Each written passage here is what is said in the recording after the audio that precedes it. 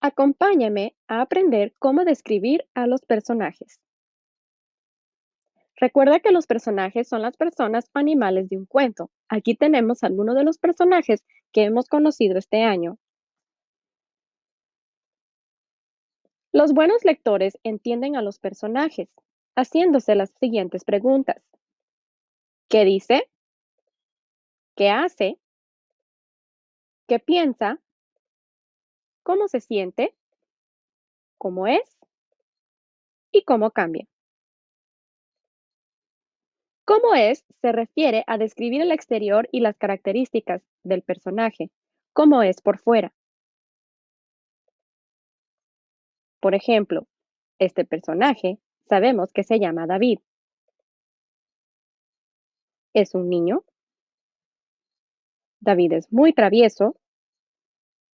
La camisa de David tiene rayas y David tiene pantalones rojos. Acabamos de describir la parte exterior y cómo es David.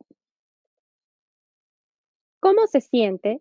Se refiere a los sentimientos del personaje.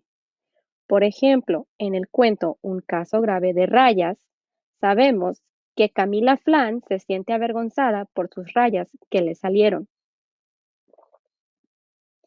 ¿Qué hace? Se refiere a las acciones de los personajes y por qué las hacen.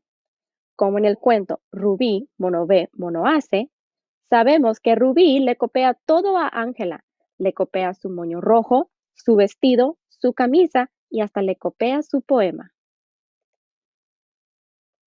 ¿Qué dice? Se refiere a las palabras que dice un personaje. Por ejemplo, en el cuento Julius, el rey de la casa, Lily siempre decía que ella era la reina de la casa y que Julius era odioso. ¿Qué piensa? Se refiere a que vamos a describir los pensamientos de un personaje.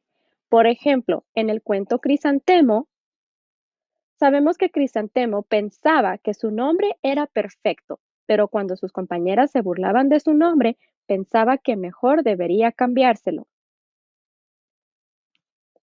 ¿Cómo cambia? Los personajes cambian su forma de pensar y de sentir al final.